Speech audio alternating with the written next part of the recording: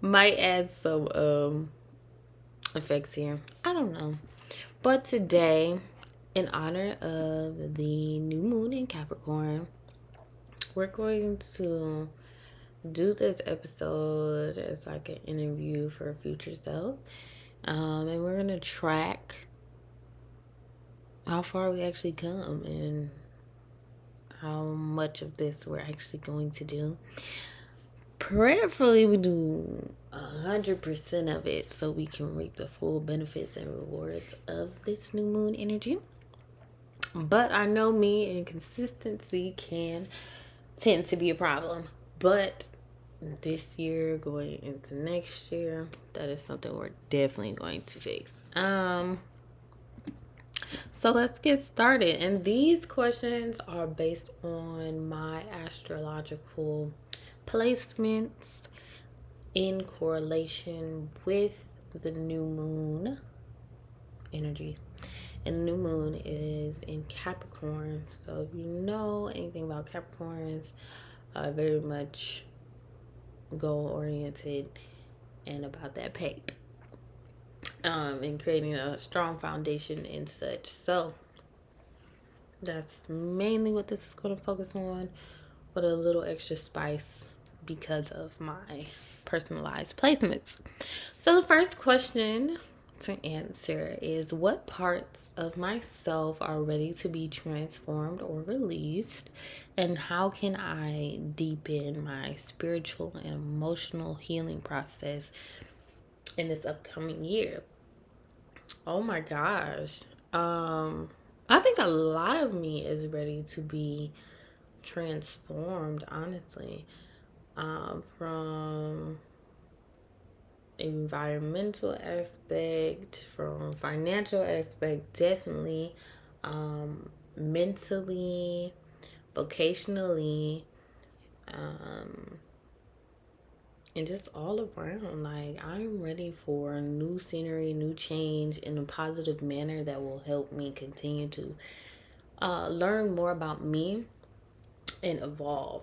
Learn more about the world as well, and just gain more life experience. I think that's really what I'm ready for. So all parts of me is ready to be transformed. I'm ready to reinvent myself, even if that means changing the hair again and coming up with a new name.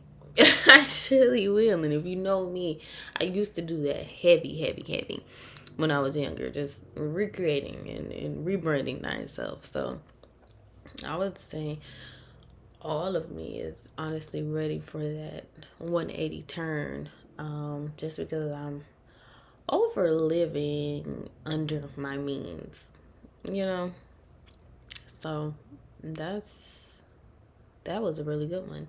And how can I deepen my spiritual and emotional healing process?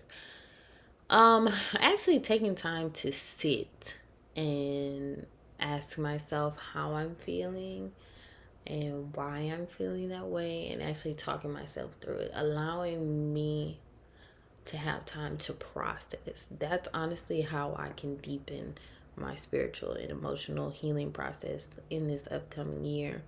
Um, because, yeah, I definitely need to do that. I definitely need to just give myself space and time, and even go out and be isolated, and also going to places in areas in which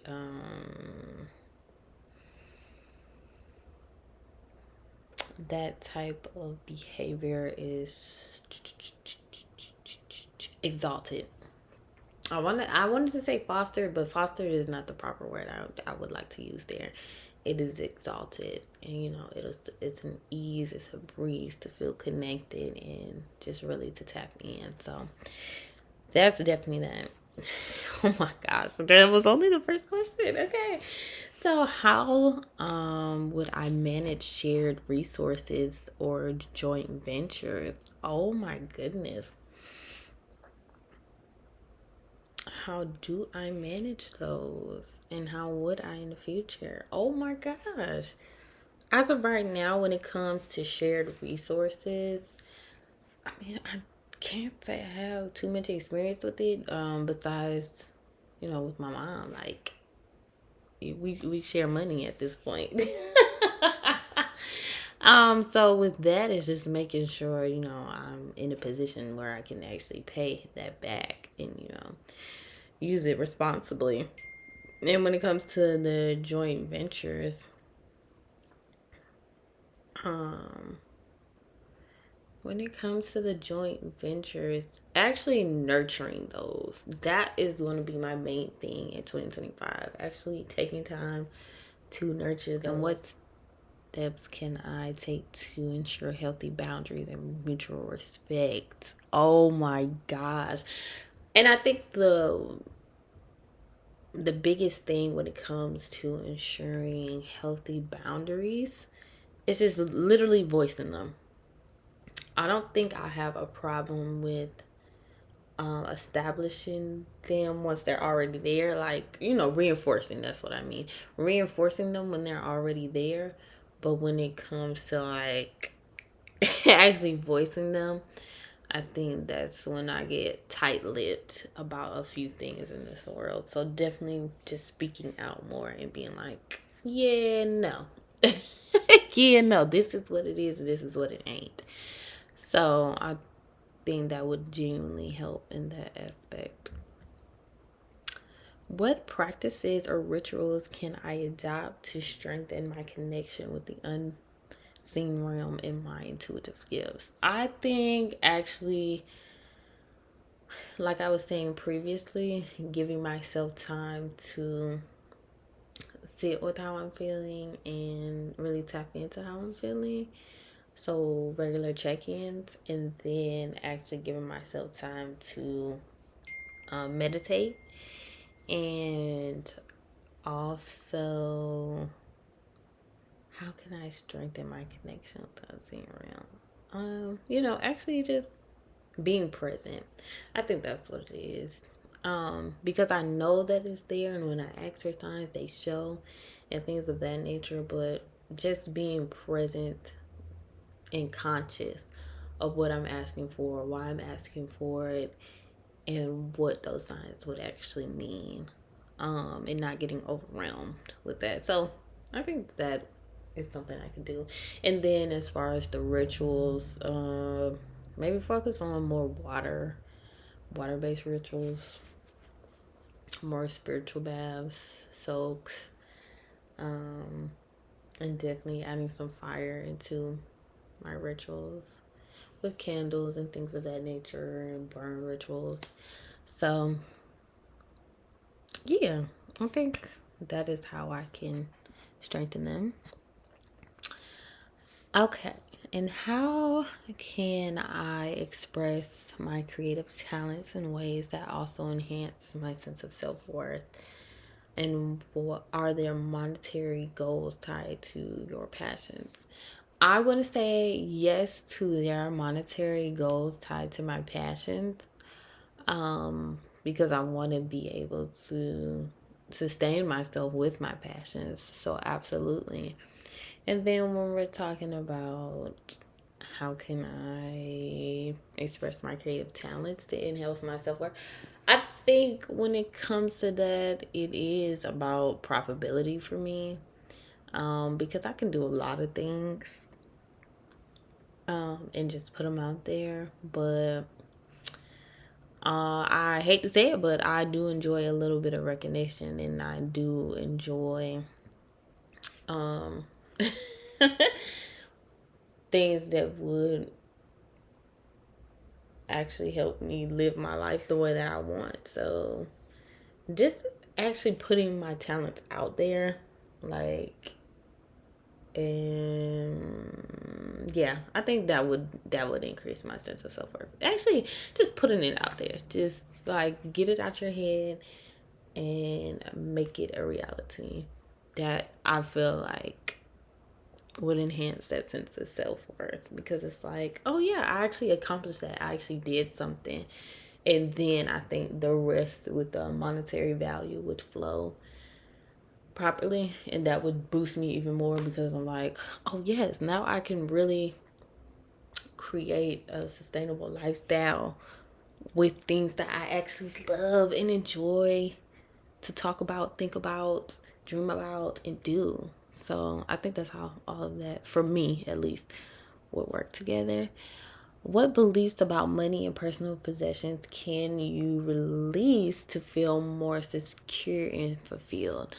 Um, I think the biggest belief, or when it comes to money in general, I don't know if it's a belief, but just the way that I handle it, it doesn't always have to be big, gigantic wins. It doesn't have to always be lump sums. It can literally just be gradual little pieces at a time. And once you learn how to gradually add it up and let it compound, that's how you can start building from that foundation to actually have security and fulfillment. Because over time, that junk's gonna add up. Like $1 eventually is gonna turn to 100.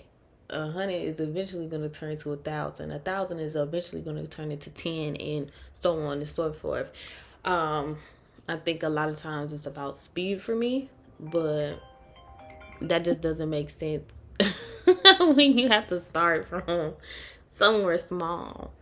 So yeah, just honestly, it's okay to start small. I think that's my biggest thing when it comes to money. It doesn't have to be an instantaneous combustion, giving you, hella lump sums at one time. Just take it slow, take it easy, like build it. And I think once I learn how to build it and keep building it, that'll definitely give me that security that I need. And of course, having stuff constantly compound and being saved on the side where I don't have to touch it and I can actually use it as a good reserve and be like, yeah, actually I got that. Hold on. In case of emergency, oh my gosh, actually yes, I have that. So yeah, that's that. How can I infuse more joy and playfulness in the ways that I create and manage my material stability? Oh my gosh. Okay, I think for this one, it's just literally not taking it to heart. Like, and literally just let it flow to you and act on it. I think the biggest part of when I get doubt or, down about a lot of things is because I'm not allowing it to be expressed and come out of me and put it out there for people to see. Like, I'm just holding it in, and once you hold things in, eventually you will combust and it will explode. So, because there's joy when I'm doing it. Like, there's joy and playfulness and curiosity and all of the things when I'm doing what I love, whether that's painting, drawing, trying new things in general. Like when I'm just working with my hands, like things like that. It's always a joy, and it's always playfulness, and it's always, you know, something new and exciting when it comes to that. Because I'm just trying to figure out, oh, how can I expand, or how can I put this and that together to make it a whole new experience for myself, you know? So I think, honestly, just pushing it out, that's how I can infuse the joy in it, and giving myself room and space to feel it. And I think that's the biggest thing, because the joy and playfulness is already there. It's not a struggle for me to feel creative. It's not a struggle for me to um you know create material stability. It's not. I just have to actually do things that I love, and tap in with the frequencies that align with it, so we can all be on the same page and we can feed my little economy. So yeah, like, absolutely. Okay, so what bold new goals are calling you in your professional life? I would say taking on more leadership roles, because I know I'm a leader in general. I know who I am as an individual, and I know what I can do. Again, it's just one of those, you stunt your own stuff. You stunt your own growth, about what you think, people perceive you as. But honestly, if we're being honest, a lot of people perceive me as who I know I am. So, you know. And yes, I am ready to take the lead and pioneer something unique in my career.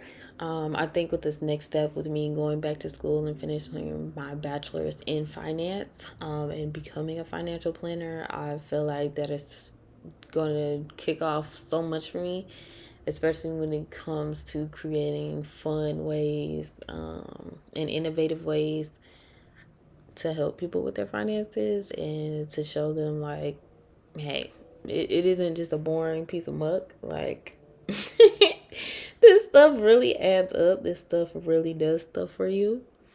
So try it out and see. So I think when it comes to that part of my career, absolute. Absolute. Now, when we're talking about my passions that I can easily make money off of, just doing it, really.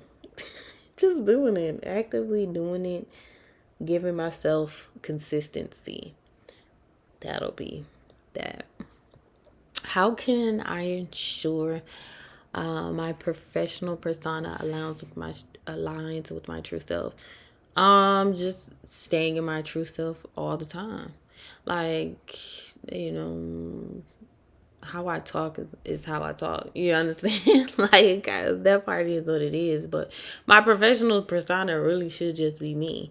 I should be able to be quirky and fun and have joy when I'm doing what I'm doing. And you know, when it's time to spit those facts and those numbers, hell, that's me. Shit, like if I know something, I'm gonna tell you 10 toes that I know it, and I'm gonna show you that I know it. So I don't think my professional persona and true self are too much different. You know, it's just, you know, the diction, the language that you use. You have to be more conscientious of that. But other than that, I mean, everything else, I should be able to be free to be me. I should be able to be bold and outspoken and all of the things, like, because this is my area in which I feel comfortable. I think that is a major part in it too. Choosing areas in which you would feel comfortable to be able to express yourself. That's it. Like, other than that, I don't feel like I have to do too much faking or fronting. Because the end goal, honestly, is just to work for self. So either you align with me or you don't. That's real. So what immediate steps can I take to embody my aspirations with courage and directiveness? Oh my gosh. Okay, like, I think right now I'm doing what I need to do. And in the 2025, I feel like that's going to pay off. Just taking the active steps to get the papers behind the name, to show other people that I know what I'm doing, but also applying for roles that will put me in positions to be, you know, leader and coordinator and things of that nature. When it comes to embodying my aspirations with courage and directiveness, you have to apply to be leads in order to, you know, in order to be who you're meant to be. So, yeah. How can I nourish myself emotionally as I set intentions for growth? And what foundational support do I need? Again, I think that goes back to when I was talking earlier, just allowing myself to feel my the amount of dings in, in this. But I'm taking them as signs because I feel like it's saying right on. You got it, nail. You know, hitting the nail on the head with it. But definitely just allowing myself to feel, allowing myself to have the emotions and not trying to rush through it, but actually process it. I think that's how I will nurture myself, with the intention of growth and in figuring out what's the next steps after we feel those emotions and how we can, you know, either overcome the situation or learn from the situation or just, you know, enjoy the situation. And I think just incorporating more socializing time, and maybe doing a little more inner work. That would be those financial, not financial, but foundational supports. How do I balance nurturing tendencies with self-care and emotional boundaries? I don't know if I do it well now, but I think in the future, just learning to say no, no, and actually taking time out to have those self-care days, and not allowing everybody in the space. Like, yeah, you may want to do it, but is that best for you mentally right now? If it's a no and you feel overwhelmed and stressed, okay, either how can we chunk it down to make it easier, or maybe you just need to push it to the side altogether and then come back later. So again, just doing those check-ins with self, being like, yeah, no, and actually taking time, because one thing I did not do this year when it came to working, because I was just so excited to get back to work after not being able to work for a while, and having that income and having that money coming in. I just work. I can literally count on one hand how many times I took an extra off day or switch days to make it work for my benefit. Like, bro, no, you have those PTO times, so take them and use them. Even if you're not doing anything, even if you're just sitting home and relaxing, or going out, getting a massage, getting hair done, nails done, it doesn't matter. Just take that time. So I think that's definitely something I will emphasize. Absolutely. And there's no doubt about it. There's no thinking about it. I will emphasize that in 2025. So what intentions can I set to ensure my outward presentation feels true to my emotional core? I don't know about intentions, but what steps I can take is just simply giving myself permission to do so. Once I give myself permission to do so, it's wraps. And that literally goes in every aspect of my life. Like, just give myself permission to be outwardly expressive. When it's appropriate. Because I don't think every situation requires you to no, not every situation requires you to always express what's on the inside publicly. That's what I will say. But definitely giving yourself that permission to do it when it's appropriate in the outside world. So next is, what subjects travel plans, or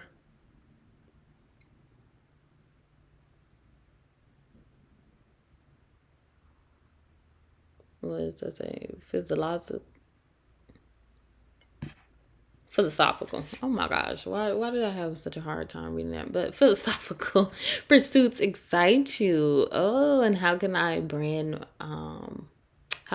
broaden my horizons in ways that inspire optimism and growth? Oh my gosh. I'm a very visual girl. So visual and audio girl. So I think just being around different cultures would definitely excite me and broaden those horizons and give me optimism and growth. And also, just watching either documentaries, movies, and videos, and then traveling to different countries. That literally would be it for me. When it comes to the subjects,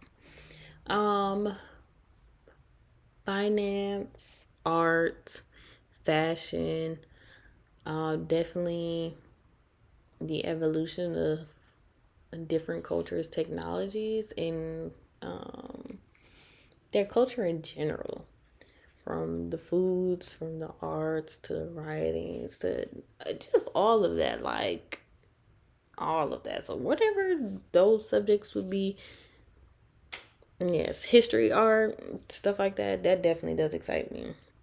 Finances excite me because once you once you learn how to master that and learn how to get it on your own, the world is yours. Because on the financial side, it literally makes the world your oyster, because you have the tools and resources to get to where you need to go and to learn the things that you want to learn in person or even virtually, like stuff like that. So, yeah.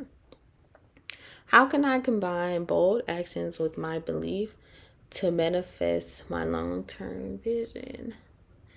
Um, when it comes to that, just actually speaking it as it is. So, like and not I will, but I do have, and I'm excited that I have. I think that's the boldest action you can take, and actually implementing steps to work towards it in reality, and that's literally how to do it. Is there opportunities to share my wisdom or learn from others in the way that lights my fire? I think so. And I think I'm doing it right now with this podcast. This is how I can share my wisdom. Um, Eventually, it's going to translate into YouTube's, and maybe even digital courses or Patreons and things of that nature. And then learning, I never have a problem learning. I use those same avenues. I use YouTube, podcasts, Patreons, goodness, buying people's courses and things like that. I never have a problem with dropping bags and dimes on learning something new. That's not something I'm really concerned about. Like, for me, that's easy. And again, it's just one of those actually putting action towards it to be able to share what I have.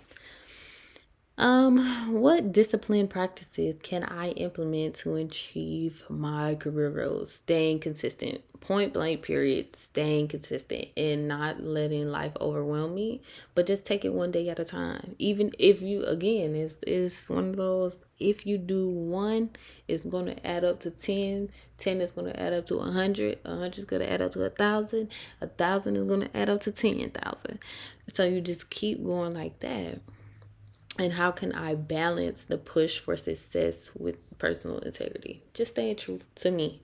At the end of the day, it's one of those, don't step outside of your line trying to be somebody else. Like, you know what you believe, you know what your values are, hold tight to that. And if somebody on that fuck shit, hey, let them rock, because that's what works for them. But you, okay.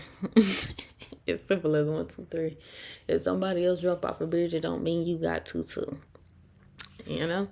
So what long-term impact do you want to make? And how can this new moon serve as a launching pad for those ambitions? So the new moon is just going to give me that energy that I need, like, and plant the seed, and I just have to water it and watch it grow. But the long term impact I want to make, is just to help others have insight from a different perspective, from an artsy girl perspective, from somebody who isn't really here, present all the time mentally, and how you can get grounded, and still have your creativeness and out of this worldness, etherealism, and all of that. Just balance, teaching balance. That's really what it is. That's the long term impact I want to have. Helping others stay true to them while still working with the world around them. That's the impact I want to have in this world. How can you embrace responsibility in your career while staying true to your fiery, independent spirit? Speak up when you feel like things are incorrect, and then also take time away. If it feels like they're smothering you, take time away. And that's how I embrace the responsibility, because I'm always going to give it 110%, if I really want to do it. So That part is not going to be a problem. My work ethic is never going to be the problem.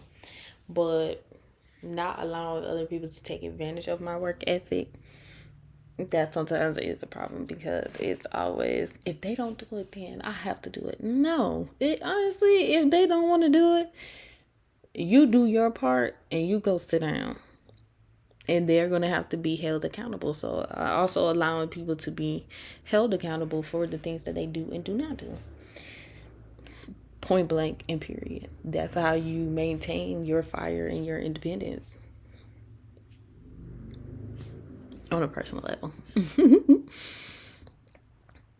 And then my last question is, how can I honor my creativity while building tangible results from it? Allowing it to be expressed.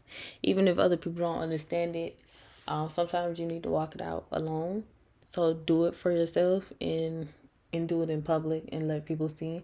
Like, there's a different way to do this. You can't do it this way.